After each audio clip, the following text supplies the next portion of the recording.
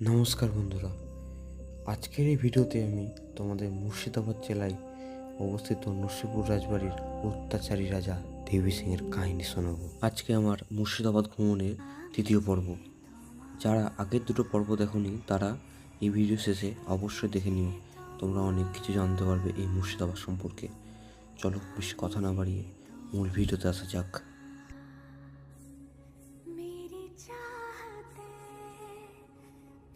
আমি এখন দাঁড়িয়ে আছি নরসিংপুর রাজবাড়ির সামনে। আজকে তোমাদের এই নরসিংপুর রাজবাড়িটা পুরোটা ঘুরে দেখাবো। আজকে মুর্শিদাবাদ ভ্রমণের প্রথম পর্ব, আর এটা হলো রাজা দেবী সিংয়ের রাজবাড়ি। ভেতরে চলো, ভেতরে ভালো করে দেখাচ্ছি। প্রবেশ মূল্য লাগে এখানে 20 টাকা করে।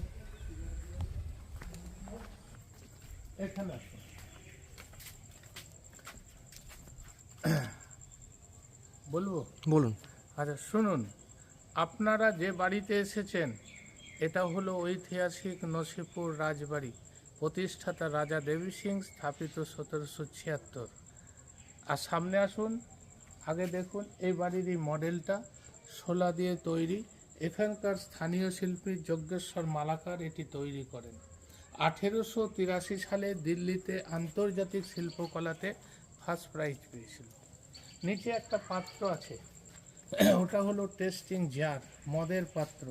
ওনাদের কোনো অনুষ্ঠান হলে এই পাত্রটি তারা ব্যবহার করতেন। মদের সে কোনো পয়জেন আছে কিনা তারা টেস্ট করে খেতেন। পয়জেন থাকলে কালারটা চেঞ্জ হয়ে যেত। যেমন আপনি যদি যান হাজারদুয়ারি, ওখানেও টেস্টিং প্লেট দেখতে পাবেন, যেটা নবাবরা ব্যবহার করতেন। সামনে আসুন, এটা হলো জল্লাদের দেশ, ফাঁসি দেওয়া হতো। যেহেতু ব্রিটিশ পিরিয়ড, ফাঁসি ঘরও আপনাদের দেখাবো, যদিও বন্ধ হয়ে গেছে। আচ্ছা, এগুলো হচ্ছে নথিপত্র, তিনি যে খাজনা আদায় করতেন তারই সব কাগজপত্র। আস্তে আস্তে এগিয়ে আসুন।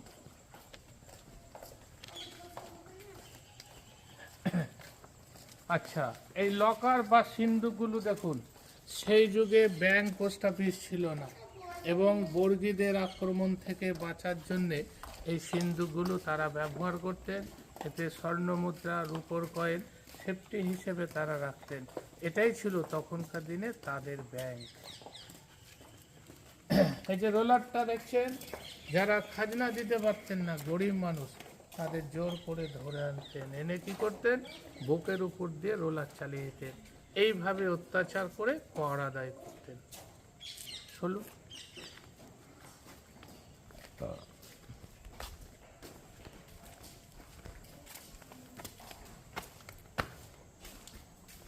আচ্ছা, এখানে দাঁড়ান। আপনারা যে বাড়িতে এসছেন এটা হলো রাজা দেবী সিংয়ের বাড়ি। উনি কিন্তু রাজা ছিলেন না, উপাধি দিয়েছিলেন ইস্ট ইন্ডিয়া কোম্পানি, তাই রাজা হয়েছিলেন। ইনি ছিলেন দুর্ধর্ষ লোক, নৃশংস অত্যাচারী ছিলেন, যাকে দস্যু বলা হতো। পানিপথের লোক, পানিপথ থেকে উনি এসেছিলেন ব্যবসা করার উদ্দেশ্যে। এসে দেওয়ান রেজা খাঁর অধীনে চাকরি করতেন। এই রেজা খাঁ ছিল আলীবর্দীরই দেওয়ান। 1765-তে ইস্ট ইন্ডিয়া কোম্পানি যখন দেওয়ানি লাভ করে, ইংরেজদের হাতে ক্ষমতা চলে যায়, তখন এখানকার গভর্নর ছিলেন এই ওয়ারেন হেস্টিংস। দেবী সিং, রেজা খাঁ, সীতাব রায় তিনজনকে বাংলা, বিহার, উড়িষ্যা 3টে রাজ্যের খাজনা আদায় করার দায়িত্ব দিয়েছিলেন। ইনি ছিলেন বাংলার দায়িত্বে, উড়িষ্যায় রেজা খাঁ, বিহারে সীতাব রায়। তার ভিতর রেজা খাঁ দেবী সিং একটু দুর্ধর্ষ প্রকৃতির লোক ছিলেন। যে এলাকায় খাজনা আদায় করতে যেতেন, যারা দিতে পারতেন না, মায়ের কোল থেকে শিশুকে নিয়ে ফুটন্ত তেলে চুবড়িয়ে হত্যা করতেন। শিখকে গরম করে আপনার সামনে স্ত্রী হোক, ছেলে হোক, চোখে ঢুকিয়ে অন্ধ করে দিতেন।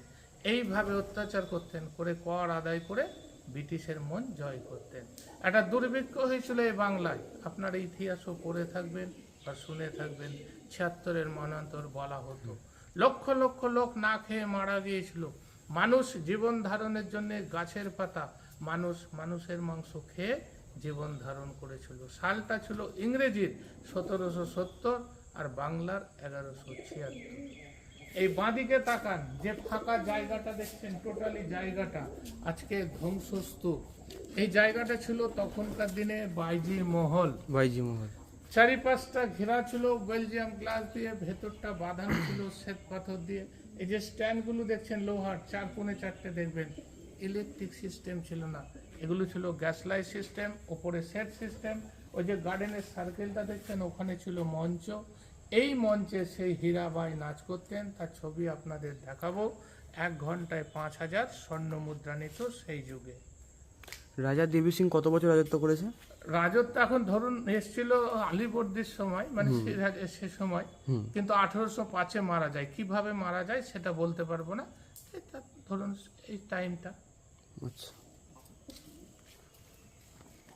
আপনারা টিভি সিরিয়াল বেহুলা নিশ্চয় দেখেছেন। এই যে আলপনা আঁকা দেখে নেন, প্রফুল্ল দেবী চৌধুরানী, সিরিয়ালগুলো সব এখানে শুটিং হয়েছে। Bangla cinema Prem by chance, এক যে ছিল রাজা, এই সিনেমাগুলো হয়েছে। আর দাঁড়িয়ে আছেন, এটা হচ্ছে নাট মন্দির। নসিপুরের ঝুলন যাত্রা বিখ্যাত, শ্রাবণ মাসে হয়। বেনি বান্ধবের পঞ্জিকায় দেখবেন উল্লেখ আছে নসিপুরের ঝুলন যাত্রা বলে। কলকাতার সবচেয়ে নামকরা যাত্রাগান আগে এখানে হতো, এখন অর্থের অভাবে লোকাল যাত্রাগান হয়, প্রথাটা আছে। এই জায়গাটা তখনকার দিনে কি ছিল? নাট মন্দির, তখন নাট মন্দির, যাত্রাগানেরই আসো। নাট মন্দির তখনকার দিনে ছিল। তখনকার দিনে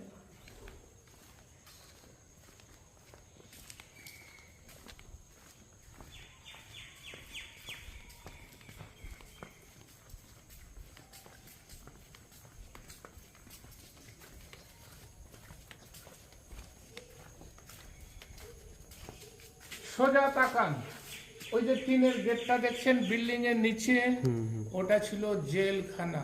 যারা খাজনা দিতে পারতেন না, গরিব মানুষ, তাদের জোর করে ধরে আনতেন, এনে ওখানে বন্দি করে রাখতেন। এবার চলে আসুন ফাঁসির ঘরে, যদিও বন্ধ হয়ে গেছে। এটা ছিল বিচারশালা, ফাঁসির ঘর তখনকার দিনে। ওইখান থেকে চাবুক দিয়ে পিটতে পিটতে বিচারশালায় আনতেন, বিচার করে যাদের মনে করতেন ফাঁসি দিব, তিনি তাদের ফাঁসি দিয়ে দিতেন। এই যে প্লেটগুলো সামনে দেখুন যে বসানো হয়েছে, দেখতে পাচ্ছেন, এই চেন থেকে 3টে হুক আছে পরস্পর, দেখুন মধ্যের যে হুকটা, ওই মিডিল পোর্শনে ছিল ফাঁসির মঞ্চ। যেভাবে ফাঁসি দেওয়া হয় সেভাবেই মঞ্চ তৈরি করা ছিল, অর্থাৎ কুয়ো ছিল, ফাঁসি দেওয়া হতো। এটা একটা অ্যাক্সিডেন্ট হওয়ার জন্য এটাকে বন্ধ করে দেয় মুর্শিদাবাদ থানা, জিনিসগুলো তারাই নিয়ে যায়। অ্যাক্সিডেন্ট আপনারা যেমন এসছেন, তারাও দেখতে এসেছিল, বাচ্চা শিশু খেলতে গিয়ে কুয়োতে পড়ে যায়, এটাই অ্যাক্সিডেন্ট, যার জন্য বন্ধ হয়ে যায়।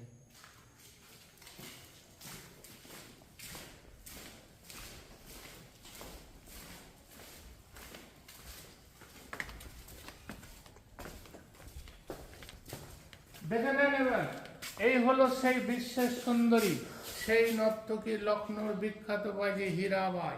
হাইট হলো 6 ফুট 2 ইঞ্চি, 1 ঘন্টায় 5,000 স্বর্ণ মুদ্রানিত সেই যুগে। দুটো একই ছবি, অরিজিনাল, নষ্ট হয়ে গেছে বলে ল্যামিনেশন করা হয়েছে। এটা হলো ওয়ারেন হেস্টিংসের ছবি, তারই পাশে হলো দেবী সিং। আপনারা যার বাড়িতে এসছেন, যার কথা শুনলেন, তার বংশধর এগুলো, কীর্তিচাঁদ সিং, আর শেষেরটা হচ্ছে ভূপেন্দ্র নারায়ণ সিং।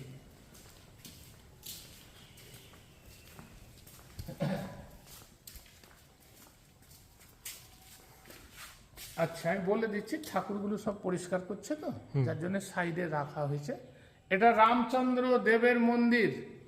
এখানে রাম, সীতা, লক্ষ্মণ, ভরত, সত্যগুণ, হনুমানজি, বহু মূল্যবান মূর্তি আছে। ঝুলন বিখ্যাত, ঠাকুরগুলো সব এই যে বেদিটা দেখছেন, এই দোলনার উপরে তখন ঝুলন যাত্রায় সাজানো হয় দর্শনার্থীর জন্য, তখন এই গেট খুলে দেওয়া হয়।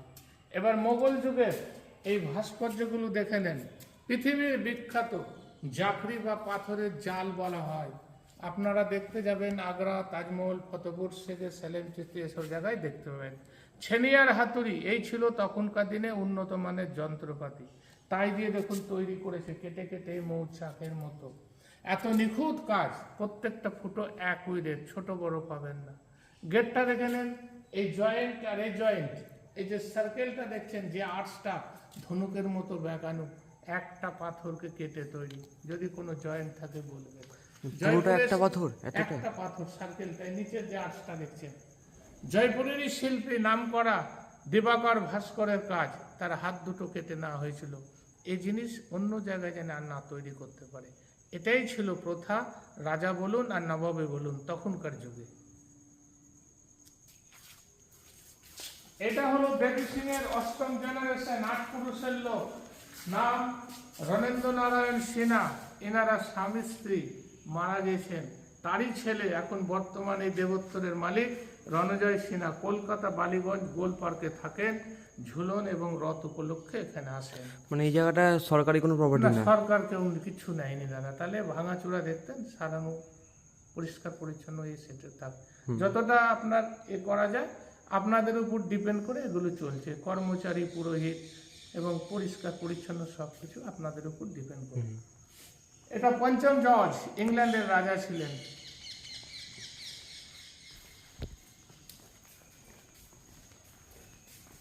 আচ্ছা, এবার মন্দিরটা আছে, ঠাকুরগুলো আপনারা যান সামনে দেখুন।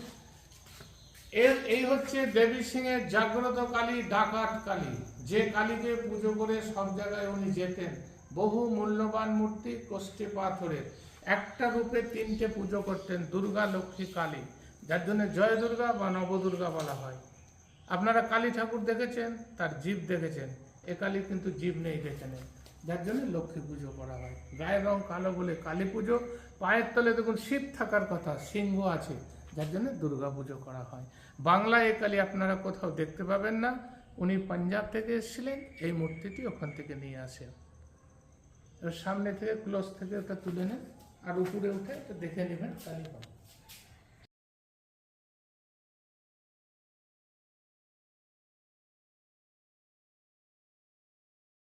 একটা তারের গাছ, নতুন উদ্বোধন হয়েছে আর্ট গ্যালারিটা, নতুন উদ্বোধন হয়েছে। হ্যাঁ, আর এটা এর গাই তার বাচ্চাকে দুধ খাচ্ছে, একটা তার রবীন্দ্রনাথ, কাগজ দিয়ে সেনাদের মুখোশ, পাথরের জায়গা মিলে ওপরে আর্ট পেপারের উপরে ছবিগুলো, এইভাবে দেখতে দেখতে সামনে দিয়ে ঢুকবে। সামনে দিয়ে, হ্যাঁ।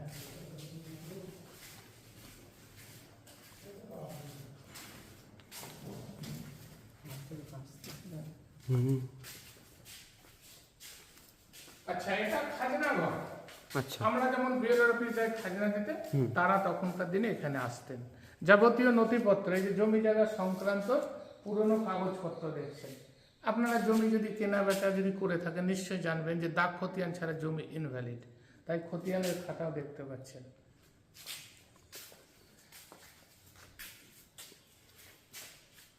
আচ্ছা, এটা দেখে নেন। অন্ধকবি হোমারের নাম শুনেছেন তো? হ্যাঁ, হোমার, হোমার। যার বিখ্যাত দুটো মহাকাব্য আছে, ইলিয়াড আর ওডেসি, যার লেখা, যাকে গ্রিক কবি বলা হয়। আচ্ছা, আর একটা জিনিস এখানে আসবে, আপনারা তো স্টেট ব্যাংক নাম শুনেছেন, হ্যাঁ, আগের নাম কি জানেন? না, দেখে নেন। এই ব্যাংকটা, এই যে দেখতে পাচ্ছেন, এটা হয়েছিল, আমি বলে দিচ্ছি, হ্যাঁ, বলুন। ব্রিটিশ পিরিয়ডে 1921 সালে এই ব্যাংকটা তৈরি হয়। 3টে রাজ্য মেলে তখনকার দিনে, বাংলা, মহারাষ্ট্র, মাদ্রাজ। নাম ছিল এম্পেরিয়াল ব্যাংক। এই যে এম্পেরিয়াল ব্যাংকের চেক বুকটা দেখে নেন। হেড অফিস কলকাতা তখনকার দিনে। এগুলো প্রেসিডেন্সি শহর ছিল তো, তার ভিতরে কলকাতাই ছিল সবচেয়ে বড়। আচ্ছা, তারই চেক বুক দেখালাম আপনাকে। আচ্ছা, যখন মির্জাফরের রাজত্বকালে শেষের দিকে তো বাংলা, বিহার, উড়িষ্যা তখন তো নবাবের আন্ডারে ছিল না? পলাশির যুদ্ধ যখন হয়, হুম, মির্জাফর তো বেইমানি করেছিল, যার জন্য সিরাজ হেরে যায়। সিরাজ যখন হেরে যায়, তখন সিরাজই একমাত্র ছিল শেষ স্বাধীন নবাব, তারপরে কেউ আর ছিলেন না, নামে মাত্র নবাব, স্বীকৃতি নবাব নাই, বুঝলেন তো। আর যখন আপনার ওই যে বললাম মীর কাসেম চেষ্টা করেছিল কিছুটা, 64 সালে যখন বক্সারের যুদ্ধ হয়, 1764-তে, বক্সারের যুদ্ধে যখন হেরে যায় ইংরেজদের কাছে, 65-তে দেওয়ানি লাভ করেছিল, মানে ইংরেজদের সম্পূর্ণ ক্ষমতা তাদের হাতে চলে গেছিল। এবার তারপর থেকে তারা রাজত্ব করেছে।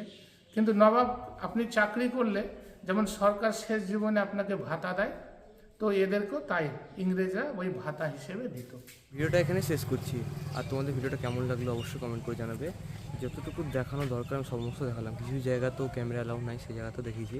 তো ভিডিওটা যদি ভালো লাগে তো like, comment, share and subscribe অবশ্যই করে দিও। এই মুর্শিদাবাদের নেক্সট পার্ট খুব তাড়াতাড়ি আসছে, ততদিনের জন্য বাই।